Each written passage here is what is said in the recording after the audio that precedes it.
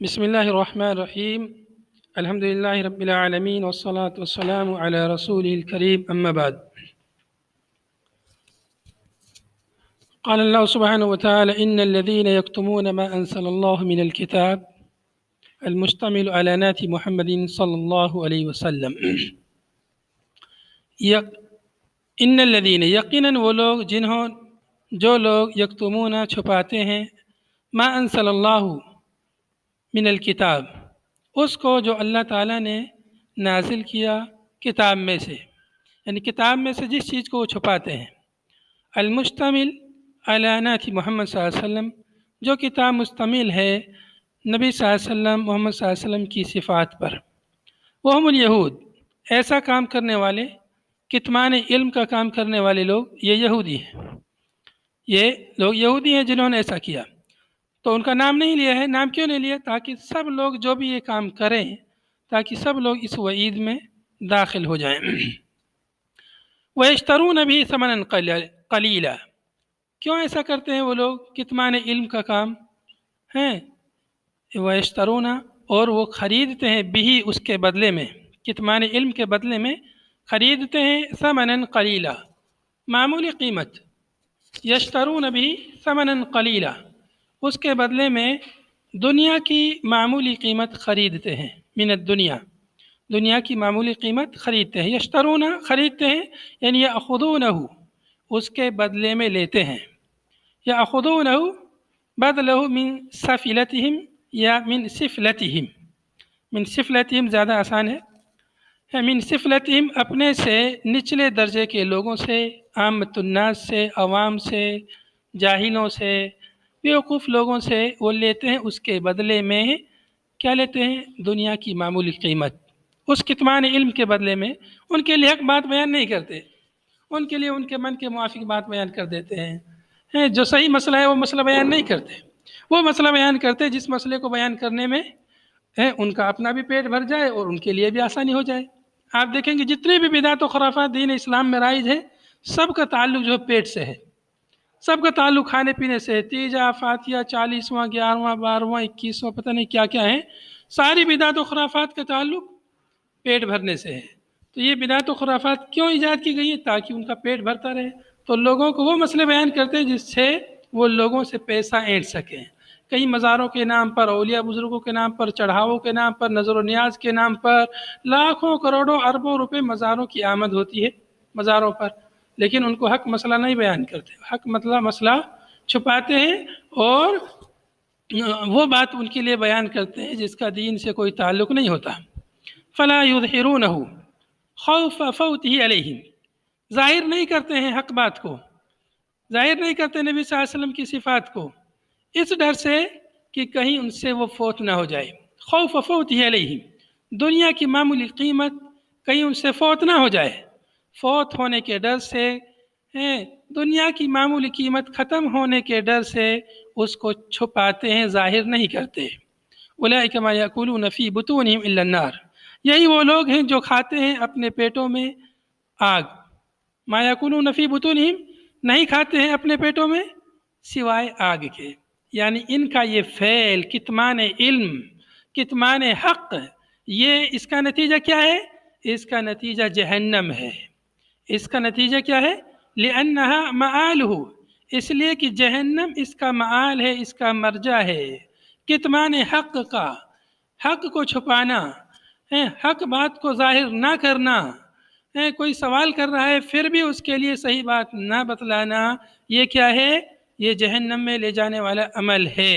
اس لیے کہا کہ وہ اپنے پیٹوں میں یہ 40واں، 21واں، 11واں وغیرہ جو کھاتے ہیں، یہ دراصل اپنے پیٹ میں جہنم کی آگ کھاتے ہیں۔ وَلَا يُكَلِّمُهُمُ اللَّهُ يَوْمَ الْقِيَامَةِ، اور اللہ تعالیٰ ان سے کلام نہیں فرمائے گا، گفتگو نہیں فرمائے گا قیامت کے دن، غضباً علیہم ان پر غصہ ہوتے ہوئے اللہ تعالیٰ ان سے کلام نہیں فرمائے گا۔ وَلَا يُزَكِّيهِمْ اور نہ اللہ تعالیٰ ان کا تزکیہ فرمائے گا، وَلَا يُطَهِّرُهُمْ مِنْ دَنَسِ الذُّنُوبِ اور اللہ تعالیٰ ان کی تطہیر نہیں فرمائے گا گناہوں کی گندگی سے، گناہوں کی گندگی سے انہیں پاک صاف نہیں فرمائے گا۔ وَلَهُمْ عَذَابٌ أَلِيمٌ اور ان کے لیے دردناک عذاب ہے۔ مولم المناک عذاب ہے، تکلیف دہ عذاب ہے، هو النار وہ عذاب کیا ہے؟ وہ جہنم کا عذاب ہے۔ یہاں تک ہم کل پڑھ چکے تھے، اگلی آیتوں کا تعلق اسی آیت سے ملا جلا ہے، اس لیے ہم نے یہیں سے شروع کیا تھا۔ آگے ہے اولئک الذین اشتروا الضلال بالہدی، یہی وہ لوگ ہیں جنہوں نے خریدا ہے ضلالت کو بالہدا، ہدایت کے بدلے میں۔ اشترو، دیکھیں یہاں بھی یشترون کا لفظ آیا ہے، یہاں بھی اشترا، شرع کا یعنی خریدنے کا لفظ آیا ہے، کیونکہ خریدنے والا آدمی بھی وہ راغب ہوتا ہے، کوئی چیز جو اس کو اچھی لگتی ہے تو وہ اس کو اخذ کرنے کی، حاصل کرنے کی وہ اسے کوشش کرتا ہے۔ تو ایسے ہی یہ لوگ بھی راغب تھے، اس کو لینے کی، حاصل کرنے کی یہ لوگ کوشش کر رہے تھے، اسی لیے کہا ہے اشتروا الضلالۃ بالہدی، انہوں نے ضلالت کو خرید لیا، یعنی اخذوها، ضلالت کو لے لیا، بالہدا، ہدایت کے بدلے میں، با عوض کے لیے ہے، باہر فدر ہیں، ہدایت کے عوض میں، ہدایت کے بدلے میں ضلالت کو انہوں نے خرید لیا، یعنی اخذوها، اخذوا الضلالۃ، بدلہ یعنی بدل الہدا، ہدایت کے بدلے میں ضلالت کو انہوں نے لے لیا، فی الدنیا، دنیا میں، دنیا میں انہوں نے ایسے لیا، آخرت میں ان کے لیے کیا ہوگا؟ والعذاب بالمغفرۃ، اور آخرت میں انہوں نے مغفرت کے بدلے میں عذاب کو لے لیا۔ ان کے لیے آخرت میں المعدت لہم، جو مغفرت ان کے لیے تیار کی گئی تھی آخرت میں، لو لم یکتموا، اگر وہ چھپاتے نہیں، کتمان علم نہیں کرتے تو ان کے لیے مغفرت تھی، اللہ تعالیٰ ان کے گناہوں کو معاف فرماتا، چھوٹے موٹے جو گناہ انسان سے صادر ہوتے ہیں، لیکن انہوں نے کتمان علم کیا، تو اس مغفرت جو ان کے لیے تیار تھی آخرت میں، اگر وہ کتمان علم نہیں کرتے تو اس مغفرت کے عوض میں، بدلے میں انہوں نے عذاب کو خرید لیا، عذاب کو اختیار کر لیا، عذاب کو لے لیا۔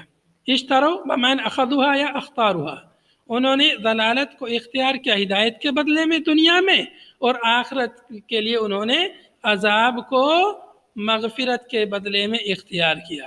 تو دنیا میں ضلالت اور آخرت میں عذاب، تو جیسی کرنی ویسی بھرنی، دنیا میں انہوں نے ضلالت کو اختیار کیا، اس لیے آخرت میں ان کو ان کے جیسا عمل ویسی ان کے لیے جزا ہوگی، ویسی ان کے لیے سزا ہوگی۔ تو انہوں نے ضلالت کو اختیار کیا، اس لیے ان کے لیے عذاب ہوگا۔ معلوم ہوا کہ جو ہدایت کو اپنائے گا اس کے لیے کیا ہوگی؟ اس کے لیے مغفرت ہوگی، اس کے لیے مغفرت ہوگی، جو ضلالت کو اپنائے گا اس کے لیے عذاب ہوگا۔ فما اصبرهم على النار، فما اصبرهم على النار، میں یہاں پر جو ہے تعجبیہ ہے، ان کا صبر کرنا علی النار، جہنم پر، کیا ہی تعجب خیز ہے۔ فما اصبرهم علی النار، نار، آگ پر، جہنم پر، چونکہ ان کو معلوم ہے کہ ہم ایسا کرنے سے جہنم ملے گی، اور پھر بھی وہ ایسا کر رہے ہیں، حق بات معلوم ہے، پھر بھی سرکشی اور اناد کرتے ہوئے، تعصب کرتے ہوئے اپنے مذہب کے لیے، اپنے مسلک کے لیے، پھر بھی حق بات کو بیان نہیں کرتے، تو گویا کہ وہ لوگ جہنم پر صبر کر رہے ہیں۔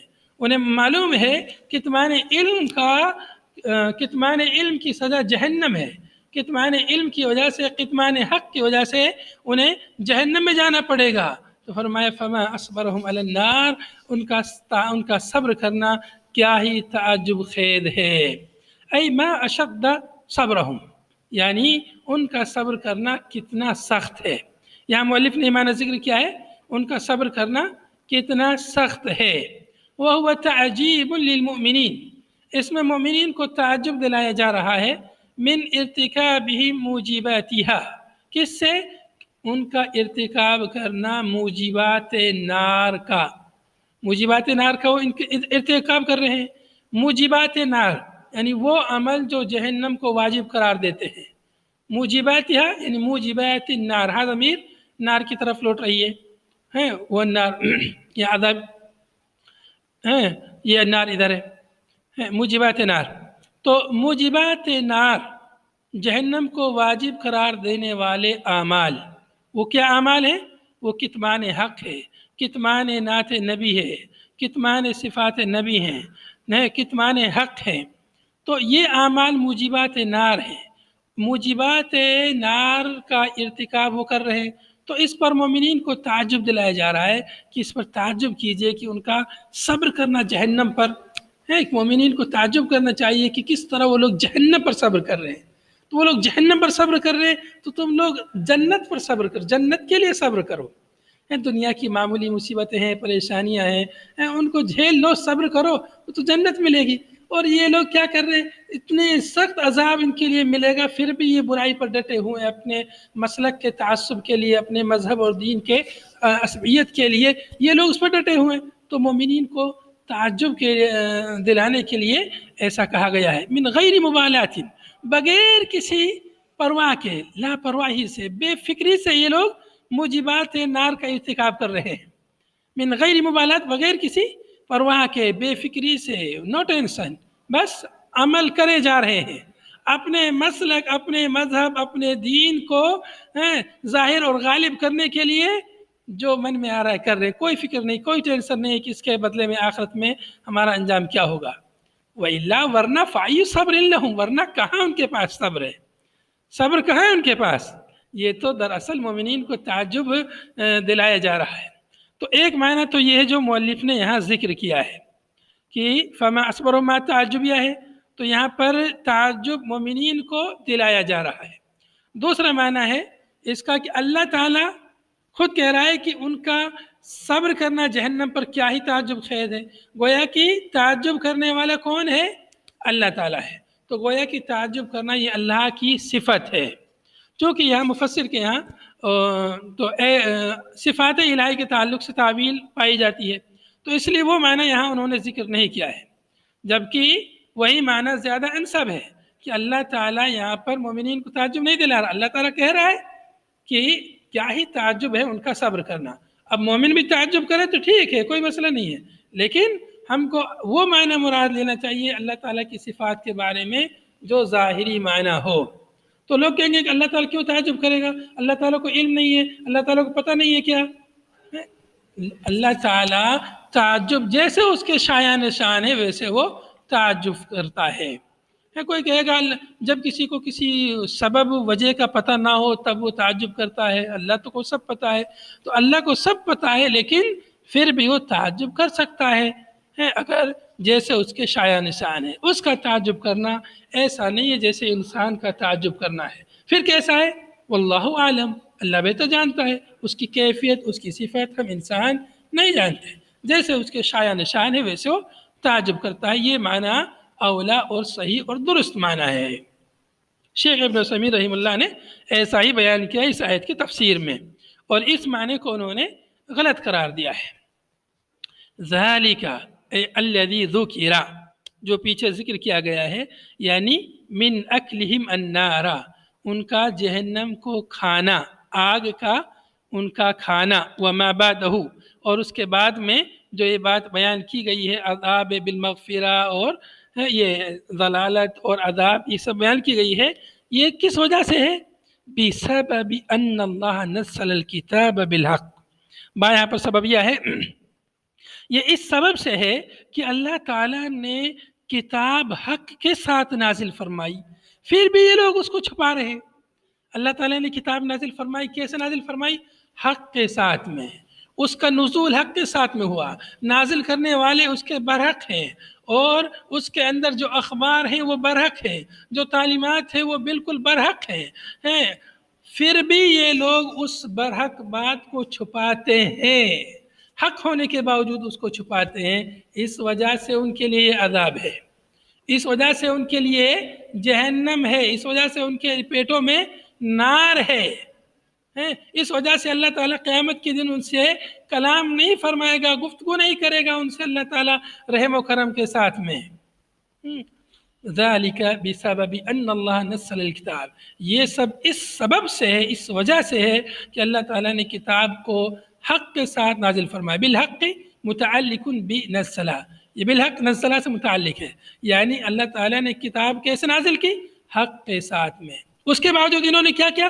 فاختلفوا فیہ، چنانچہ انہوں نے اس میں، اس کتاب کے بارے میں اختلاف کیا. حیث آمنوا ببعضہ، اس طور پر کہ ان میں سے وہ لوگ بعض کتاب پر ایمان لائے. حیث آمنوا ببعضہ، بعض کتاب پر ایمان لائے. وکفروا ببعضہ، اور بعض کتاب کو انہوں نے کفر کیا، انکار کیا. کیسے؟ بِکَتْمِهِ، اس کو چھپا کر کے. کتاب جو ان پر نازل کی اللہ تعالیٰ نے تورات، اس کتاب پر بعض حصے پر ایمان لائے اور بعض حصے کا انہوں نے انکار کر دیا، بعض حصے کو انہوں نے چھپایا. تو چھپایا تو گویا کہ اس پر ایمان نہیں لائے، اس کا انکار کر دیا جس کو چھپایا. تو ایسے ہی جو شخص قرآن اور حدیث کو بیان نہیں کرتا ہے، اس کو چھپاتا ہے، جانتے بوجھتے ہوئے اسے بیان نہیں کرتا ہے، تو گویا کہ وہ اس کو چھپا رہا ہے.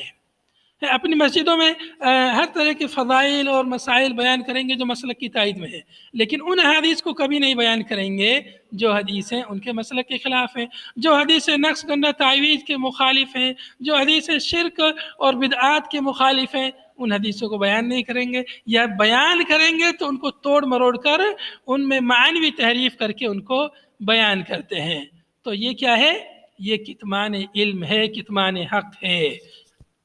وَإِنَّ الَّذِينَ اخْتَلَفُوا فِي الْكِتَابِ، اور یقیناً وہ لوگ جنہوں نے اختلاف کیا کتاب میں. کتاب میں کوئی بھی کتاب مراد ہو سکتی ہے، چاہے تورات ہو، انجیل ہو، زبور ہو یا قرآن پاک ہو. یقیناً وہ لوگ جنہوں نے اختلاف کیا کتاب میں. بِذَلِكَ وَهُمُ الْيَهُودُ، اس کے ذریعے سے جیسے انہوں نے اختلاف کیا یہودیوں نے، بِذَلِكَ الْكِتاب، اس کتاب میں، قرآن پاک میں، وَهُمُ الْيَهُودُ یا تورات میں. یہ لوگ کون اختلاف کرنے والے؟ یہ لوگ یہودی ہیں. وقیل المشرکون، یہ بھی کہا گیا ہے کہ یہ مشرک ہیں اختلاف کرنے والے لوگ. فی القرآن، قرآن میں، فی الکتاب، فی القرآن، کتاب سے مراد یہاں پر پھر کیا ہوگا؟ قرآن ہے. قرآن میں اختلاف کیا تھا مشرکین نے نبی صلی اللہ علیہ وسلم کے زمانے میں، اور اس زمانے میں مسلمان خود اختلاف کر رہے ہیں قرآن میں. تو یہ بھی کہا گیا ہے کہ یہ اختلاف کرنے والے لوگ یہودی بھی ہو سکتے ہیں، مشرکین بھی ہو سکتے ہیں، اور جو بھی اختلاف کرے سب اس مفہوم میں داخل ہیں. فی القرآن، قرآن میں کیسے اختلاف کیا مشرکین نے؟ حیث قال بعضهم، بعض مشرکین نے کہا قرآن کے بارے میں شعر، قرآن کیا ہے؟ یہ تو شعر و شاعری کی کتاب ہے، یہ تو شعر و شاعری کا مجموعہ ہے. وبعضهم، بعض نے کہا سحر، یہ تو جادو کی کتاب ہے، اس میں تو جادو کی تعلیم ہے، جو پڑھتا ہے وہ اس کا ہو کے رہ جاتا ہے.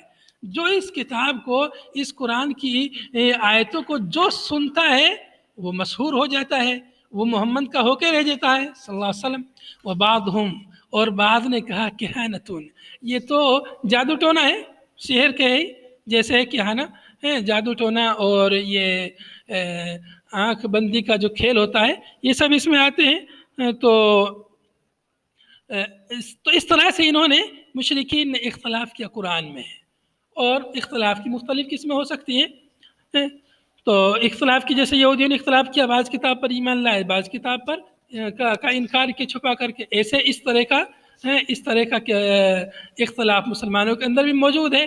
بعض کتاب پر ایمان لاتے ہیں جو ان کے مسلک کے موافق ہیں، اور وہ آیتیں جو ان کے مسلک کے موافق نہیں ہیں ان آیتوں کا وہ انکار کر دیتے ہیں، ان آیتوں کی وہ تعویل کرتے ہیں، ان آیتوں کا ان کے ظاہری معنی سے ان کو پھیر دیتے ہیں. تو یہ معنوی تحریف کرتے ہیں. اور بعض لوگ تو لفظی تحریف بھی کر ڈالتے ہیں لوگوں کو، عام الناس کو پاگل بنانے کے لیے. جیسے یہ آیت ہے یا ایھا الذین آمنوا اطیعوا اللہ واطیعوا الرسول واولی الامر منکم، اس کے سامنے واطیعوا اولی الامر منکم آیت میں بڑھا دیا بعض لوگوں نے اپنی کتابوں میں، آیت نقل کی. تو اس طرح سے لفظی تحریف بھی بعض لوگوں نے کی ہے. اور بعض لوگ، اور حدیث میں لفظی تحریف کی بھی بہت ساری مثالیں موجود ہیں، جیسے 20 رکعت تراویح، 8 رکعت تراویح والی جو حدیث ہے جس میں 20 رات کا ذکر تھا تو اس کو لیلہ کی جگہ رکعہ کر دیا. سنن نبی داؤد کی حدیث میں، کتاب میں، چونکہ دیوبند سے کتاب چھپتی ہے اور وہاں سے جو ہے پہلے نسخوں میں تھا کہ 20 لیلہ، اور بعد میں اس کو کر دیا 20 رکعہ، 20 رکعت. تو اس طرح کی تحریف بھی، لفظی تحریف بھی موجود ہے. تو حدیث میں بھی تحریف کرنا اور حدیث کا بھی کتمان، وہ بھی کتاب کے کتمان کے مترادف ہے. تو یقیناً وہ لوگ جنہوں نے اختلاف کیا کتاب میں، کتاب الہی ہے، چاہے کتاب کوئی بھی کتاب، اللہ کی کتاب سب برابر ہیں اس معنی میں کہ اس کو چھپایا جائے. تمام کتابوں پر ایمان لانا ہم مسلمانوں کے لیے واجب اور ضروری ہے. سابقہ کتابوں پر اجمالی طور پر، قرآن پاک پر تفصیلی طور پر ایمان لانا ضروری ہے. تو یقیناً وہ لوگ جنہوں نے کتاب الہی میں اختلاف کیا، وہ لوگ لفی شقاق خلاف بعید، وہ لوگ دور کے اختلاف میں ہیں. شقاق ہے یعنی نزاع، جھگڑا، خلاف، اختلاف. تو چونکہ جب آدمی اختلاف کرتا ہے، جھگڑا کرتا ہے، تو ایک شک ادھر ہوتی ہے، ایک شک ادھر ہوتی ہے. ہیں لوگ جو ٹکڑوں میں بٹ جاتے ہیں. بعید عن الحق، حق سے دور کے اختلاف میں ہیں یہ لوگ، جو لوگ کتاب میں اختلاف کرتے ہیں، حق سے دور ہیں، دور پڑے ہیں، بعض کتاب پر ایمان لاتے ہیں، بعض کتاب پر ایمان نہیں لاتے. یقیناً یہ لوگ حق سے بہت دور ہیں. لیس البر ان تولوا وجوہکم فی الصلاۃ. لیس البر یہاں پر اعراب دیا ہوا ہے، لیس البر، لیس البر دونوں طرح اس کو پڑھ سکتے ہیں. فی الصلاۃ لیس البر ان تولوا وجوہکم فی الصلاۃ. نیکی یہ نہیں ہے کہ تم اپنے چہروں کو پھیر لو نماز میں قبل المشرق والمغرب، مغرب کی جانب اور مشرق کی جانب. نزل ردن، یہ آیت کریمہ نازل ہوئی رد کے طور پر علی الیہود والنصارى، یہود و نصارہ پر. یہود و نصارہ پر رد کے طور پر یہ آیت نازل ہوئی. یہود و نصارہ کے رد میں یہ آیت نازل ہوئی ہے. حیث زعموا ذالک، اس اعتبار سے، اس طور پر کہ انہوں نے ایسا گمان کیا تھا کہ نیکی کا کیا ہے، مغرب اور مشرق کی جانب رخ کرنا یہ کیا ہے، نیکی ہے. تو یہودیوں کا، نصرانیوں کا قبلہ جو مشرق کی جانب تھا، بیت المقدس سے مشرق کی جانب ان کا قبلہ تھا. تو اس طرح سے نیکی یہ نہیں ہے کہ تم مغرب یا مشرق کی جانب اپنا رخ کر لو. ولیکن البر ذل بر، لیکن نیکی یا نیکی والا، نیکی کرنے والا. وقرئ البار، اور بر کو بار بھی پڑھا گیا ہے، یعنی نیکوکار، نیک آدمی. تو لیکن نیکی یا نیکوکار وہ شخص ہے من آمن باللہ، جو اللہ پر ایمان لایا. من آمن باللہ، جو اللہ پر ایمان لایا. والیوم الآخر، آخرت کے دن پر ایمان لایا. اللہ پر ایمان لایا مطلب اس میں 4 چیزیں داخل ہیں اللہ پر ایمان لانے میں. اللہ کے وجود پر ایمان لانا ہے، اللہ رب العالمین کی ربوبیت پر ایمان لانا، اللہ تعالیٰ کی الوہیت پر ایمان لانا، اللہ تعالیٰ کے اسماء و صفات پر ایمان لانا. 4 چیزیں اس میں داخل ہیں. اللہ کے وجود پر ایمان رکھنا، اللہ کی ربوبیت پر ایمان رکھنا، اللہ کی الوہیت پر، اللہ کے اسماء و صفات پر ایمان رکھنا. توحید کی تینوں قسمیں اس میں داخل ہیں. والیوم الآخر، اور آخرت کے دن پر ایمان لانا، اور آخرت کے دن پر ایمان لانا. والملائکۃ، آخرت کے دن میں کیا ہے، انسان کے مرنے کے بعد سے، مرنے کے فوراً بعد سے جتنے بھی سب اعمال ہیں، جتنے بھی احادیث میں جو بھی ذکر آیا، ان سب باتوں پر ایمان لانا یوم آخرت میں داخل ہے. چاہے وہ انسان کی قبر کی زندگی ہو، برزخ کی زندگی ہو، قیامت کے دن کی زندگی ہو، جنت و جہنم کی زندگی ہو، اور اس کے علاوہ جتنے بھی مراحل ہیں، کوئی بھی سب پر یوم آخرت میں، سب یوم آخرت میں داخل ہیں. والملائکۃ، اللہ کے فرشتوں پر ایمان لانا. یہ اللہ کی مخلوق ہے، نورانی مخلوق ہے جو ہم کو نظر نہیں آتی ہے، تو یہ مختلف شکلیں جھیلتی ہے.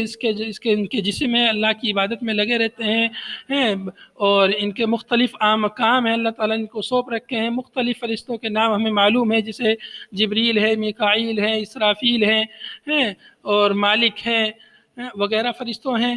مختلف ان کے اعمال ہیں. ان فرشتوں کے جو اعمال کتاب و سنت میں مذکور ہے، جو بھی ان کی صفت مذکور ہے، اس طرح ہمارا ان پر ایمان ہے. والکتاب، تو فرشتوں پر ایمان لانا کیا اس کا فائدہ ہے؟ اس کے بہت سارے فوائد ہیں. ایک فائدہ تو یہ بھی ہے کہ جب ہمیں فرشتوں پر ایمان رہے گا تو ہمیں یہ بھی ایمان رکھنا ہوگا کہ ہمارے ساتھ میں فرشتے ہیں جو ہمارے اعمال کو لکھتے رہتے ہیں. اس لیے ہم کوئی بھی غلط کام نہ کریں، ورنہ ہمارے نامہ اعمال میں غلط کام لکھ دیا جائے گا، تو ہم برے کام سے بچیں گے. تو بہت سارے فوائد میں سے یہ بھی ایک فائدہ ہے.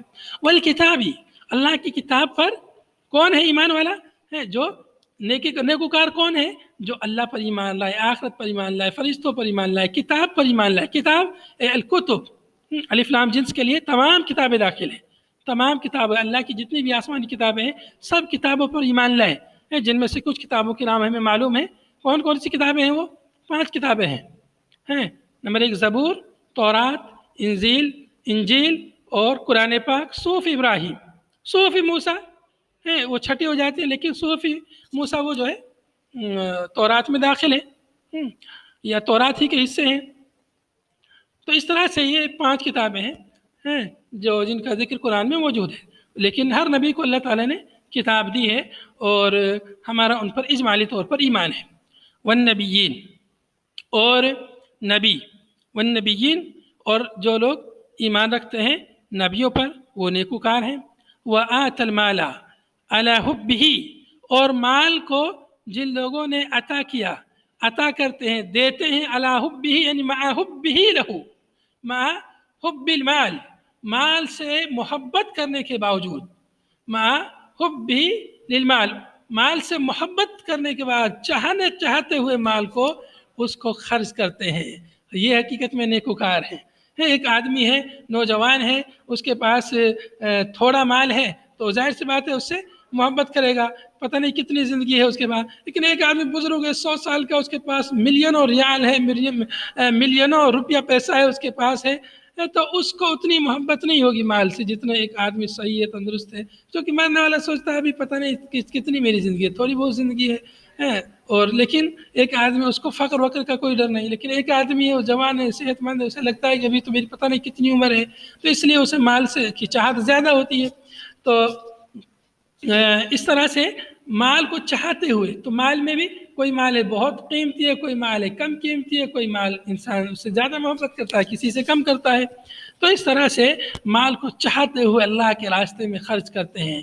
ذوی القربا، قرابت دار، القرابہ، قرابت داروں کو دیتے ہیں، قرابت داروں پر مال کو خرچ کرتے ہیں، تو قرابت داروں کا ذکر ہے، سب سے پہلے مستحق مال کے قرابت دار ہیں، تو قرابت داروں کو مال عطا کرتے ہیں۔ والیتامہ، اور یتیموں کو دیتے ہیں، والیتامہ یتیم کی جمع ہے، یتامہ یتیم کی جمع، یتیم وہ ہے جس کا باپ مر جائے اس حال میں کہ وہ شخص بچپن میں ہو، اپنی بچپن کی زندگی میں ہو، تو چھوٹے بچے کا باپ مر جائے تو وہ کیا ہے؟ یتیم ہے۔ اگر اس کی ماں مر جاتی ہے تو یتیم نہیں کہلائے گا، لیکن اگر باپ مر جاتا ہے تو یتیم کہلائے گا۔ اور جانوروں میں ایسا ہے کہ اگر ماں مر جاتی ہے تو جانور وہ یتیم کہلاتا ہے۔ والمساکین، اور مسکینوں پر جو لوگ خرچ کرتے ہیں، وابن السبیل، اور مسافرین پر جو لوگ خرچ کرتے ہیں۔ مسکین یعنی فقیر ہے، جس کو فقر و فاقے نے اس کو سکونت اختیار کرنے پہ مجبور کر دیا اور ٹھہرا دیا ہو، تو وہ مساکین ہیں۔ وابن السبیل، لیکن مسکین یہ فقیر سے ہلکا ہوتا ہے، مسکین فقیر اس سے بھی زیادہ یعنی محتاج ہو، فقیر مسکین سے بھی زیادہ محتاج۔ فقیر وہ ہے جو مجبور ہو کر لوگوں کے سامنے ہاتھ پھیلا دے، مسکین یہ ہے کہ وہ رکا رہے، نہیں ہے لیکن رکا ہوا بیچارہ، سوال نہیں کر رہا ہے۔ وابن السبیل، اور مسافر، راستے کا بیٹا یعنی راستے میں چلنے والے یعنی مسافر۔ والسائلین، اور سوال کرنے والے، یعنی جو اپنے مال کو خرچ کرتا ہے ان سب لوگوں پر، مال سے محبت کرنے کے باوجود چاہتے ہوئے مال کو ذوی القربہ، یتامہ، مساکین، ابن سبیل، سائلین پر خرچ کرتا ہے۔ سائلین طالبین، مال کو طلب کرنے والے، دے دو اللہ واسطے دے دو، مانگنے والے، بھکاری، تو سائلین کو بھی دے دیتے ہیں، تو اپنے مال کو سائلین کے لیے دے دیتے ہیں۔ نبی صلی اللہ علیہ وسلم سے حدیث پاک میں نبی صلی اللہ علیہ وسلم سے کبھی کسی نے سوال نہیں کیا مگر آپ صلی اللہ علیہ وسلم نے اس کے لیے دیا، یہاں تک کہ آپ صلی اللہ علیہ وسلم کے پاس ایک جبہ تھا، آپ کو اس کی ضرورت تھی، ایک شخص نے وہ جبہ مانگ لیا تو نبی صلی اللہ علیہ وسلم نے وہ جبہ اس کے لیے دے دیا۔ تو کسی نے کہا اس آدمی سے، سائل سے، تو نے کیوں نبی صلی اللہ علیہ وسلم سے مانگا ہے؟ نبی صلی اللہ علیہ وسلم کی اس کو ضرورت تھی، تو اس نے کہا میں نے اس کو اپنے کفن کے لیے مانگا ہے۔ تو اس طرح سے اللہ کے نبی صلی اللہ علیہ وسلم سائلین کو عطا کرتے تھے، جو مانگتے تھے آپ صلی اللہ علیہ وسلم اس کے لیے دیتے تھے اور کبھی انکار نہیں کرتے تھے۔ یہاں تک کہ ایک مرتبہ ایک شخص کو اتنی بکریاں دی کہ 2 پہاڑ کے درمیان جتنی بکریاں آتی ہیں اتنی جو ہے بکریاں نبی صلی اللہ علیہ وسلم نے اس کے لیے عطا کی۔ وفی فک الرقاب، اور گردن آزاد کرنے میں وہ اپنا مال خرچ کرتے ہیں۔ فی کے ساتھ آیا ہے گردن آزاد کرنے میں، اس لیے کہ گردن خریدی اس میں یعنی ایسا نہیں کہ اس پر خرچ کیا جائے گردن پر، بلکہ گردن کو آزاد کرنے میں مال خرچ کیا جاتا ہے۔ گردن آزاد کرنے کا مطلب کیا ہے؟ یعنی غلام آزاد کرنے پر اپنا مال خرچ کرے۔ غلام آزاد کرنے کے کئی طریقے ہو سکتے ہیں۔ ایک طریقہ یہ ہے کہ آپ نے غلام خریدا، کسی کے پاس غلام ہے، آپ نے اسے غلام خریدا اور اس کو آزاد کر دیا۔ ایک طریقہ، 2 طریقہ یہاں دیا ہوا ہے مکاتبین، کہ کوئی غلام اپنے آقا سے خط و کتابت کر لے کہ میں آپ کے لیے اتنا پیسہ کما کے دوں گا، آپ مجھے آزاد کر دینا۔ تو یہ مکاتبہ، اس کو کہتے ہیں مکاتبہ۔ تو مکاتبہ کسی نے کیا، کسی غلام نے، آپ اس غلام کے لیے پیسہ دے دیجئے اور وہ پیسہ اپنے مالک کو دے دے گا اور وہ آزاد ہو جائے گا۔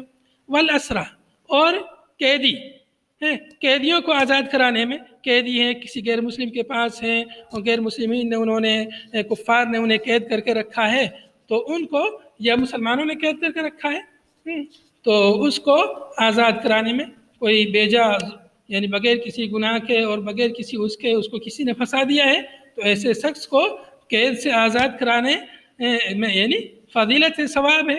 تو یہ 3 قسم کے اس میں جو ہے فک رکاب میں داخل ہے۔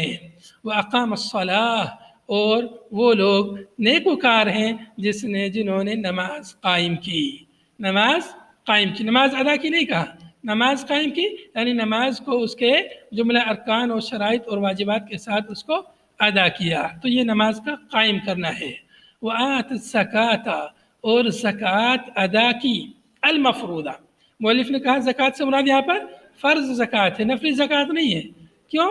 اس لیے کہ نفلی زکوٰۃ کا تو یہاں ذکر ہو گیا ہے، وآت المال علی حبہ ذوی القربى والیتامى والمساکین وابن السبیل والسائلین فی الرقاب، یہاں پر یہ نفلی صدقے کا ذکر ہو گیا ہے، یہاں پر اس کا الگ سے ذکر آیا ہے، تو مطلب ہے کہ زکوٰۃ سے مراد کیا ہے؟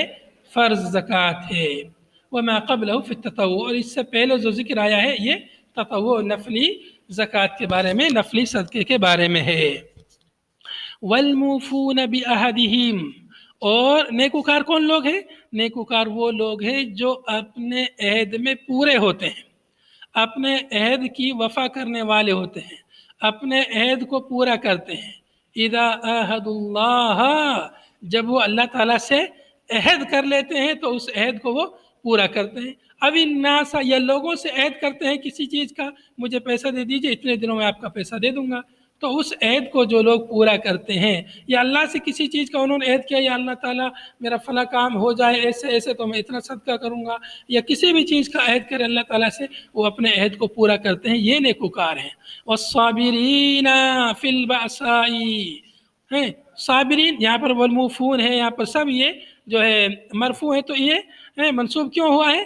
کہہ رہے مؤلف نصب علی المدح، اس کو نصب دیا گیا ہے، صابرین منصوب ہے مدح کی بنا پر، یعنی یہاں پر تقدیر ہے، تقدیر عبارت ہے، یہاں پر ایک لفظ چھپا ہوا ہے، وہ لفظ کیا ہے؟ وَأَمْدَحُ الصَّابِرِينَ فِي الْبَأْسَاءِ، میں صابرین کی مدح کرتا ہوں، ان کی تعریف کرتا ہوں، تو اس طرح سے یہاں پر ایک لفظ چھپا ہوا ہے۔ یا اخص الصابرین، وَأَخُصُّ الصابرین، صابرین کو یہاں پر بالخصوص ذکر کرتا ہوں۔ کون صابرین؟ فی البأساء، جو لوگ فقیری میں صبر کرتے ہیں، شدت الفقر، باسا شدت الفقر، شدت فقر میں جو لوگ صبر کرتے ہیں، دوسروں کے سامنے ہاتھ نہیں پھیلاتے، اللہ سے امید لگائے رہتے ہیں، والضراء، بیماری میں صبر کرتے ہیں، بیماری میں شکوہ شکایت نہیں کرتے ہیں، اللہ کی تقدیر پر اعتراض نہیں کرتے، صبر کرتے ہیں۔ وحین الباس، اور جنگ کے وقت، باس وقت شدت القتال فی سبیل اللہ، اللہ کے راستے میں سخت قتال کے وقت وہ لوگ صبر کرتے ہیں، پیٹ پھیر کر بھاگتے نہیں ہیں، دشمن کا مقابلہ کیے رہتے ہیں صبر کرتے ہوئے۔ اولئک الموصوفون بما ذکر، یہی سب لوگ جن کا پیچھے ذکر ہوا ہے، یہی موصوف لوگ جو پیچھے مذکور ہیں متعدد صفات کے ذریعے، یہی لوگ کون ہیں؟ الذین صدقوا فی ایمانہم، یہی وہ لوگ ہیں جو سچے ہیں اپنے ایمان میں، او ادعاء البر، یا نیکی کا دعویٰ کرنے میں جو لوگ سچے ہیں وہ یہی لوگ ہیں۔ نیکی کرنے والے لوگ کون ہیں؟ یہ موصوف لوگ جو ان صفات سے متصف ہوئے ہیں، حقیقت میں یہ لوگ ہیں جو نیکوکار ہیں، جو لوگ سچے ہیں اپنے دعوے میں۔ وَأُولَئِكَ هُمُ الْمُتَّقُونَ، اللہ، اور یہی لوگ اللہ سے ڈرنے والے ہیں، یہی لوگ تقوی والے ہیں، یہی لوگ متقی اور پرہیزگار ہیں۔ تقوی کس کو کہتے ہیں؟ تقوی کہتے ہیں الوقایۃ من عذاب اللہ بامتثال الاوامر واجتناب النواہی۔ التقوی وقایۃ من عذاب اللہ بامتثال الاوامر واجتناب النواہی. یہ مختصر اور جامع تعریفیں اور بھی متعدد تعریفیں بیان کی گئی ہے. تو تقویٰ ہے اپنے آپ کو جہنم کی آگ سے بچانا اللہ تعالیٰ کے اوامر کو بجا لا کر کے اور نواہی سے اجتناب کر کے. تو یہی لوگ ایسی نیکی کرنے والے لوگ کون ہیں؟ یہی لوگ جو ہے سچے ہیں اور یہی لوگ متقی اور پرہیزگار ہیں. تو اللہ تعالیٰ نے بر کا، نیکی کا اور تقوی کا ذکر اور بھی کئی جگہوں پہ فرمایا ہے قرآن پاک میں. وَتَعَاوَنُوا عَلَى الْبِرِّ وَالتَّقْوَى، ایک جگہ فرمایا وَتَعَاوَنُوا عَلَى الْبِرِّ وَالتَّقْوَى، آپس میں ایک دوسرے کی مدد کرو نیکی پر اور تقوی کے کاموں پر. هذا وصلی اللہ وسلم علی نبینا محمد وعلى آله وصحبه أجمعين. سبحانك اللهم وبحمدك نشهد أن لا إله إلا أنت نستغفرك ونتوب إليك. والسلام عليكم ورحمة الله وبركاته.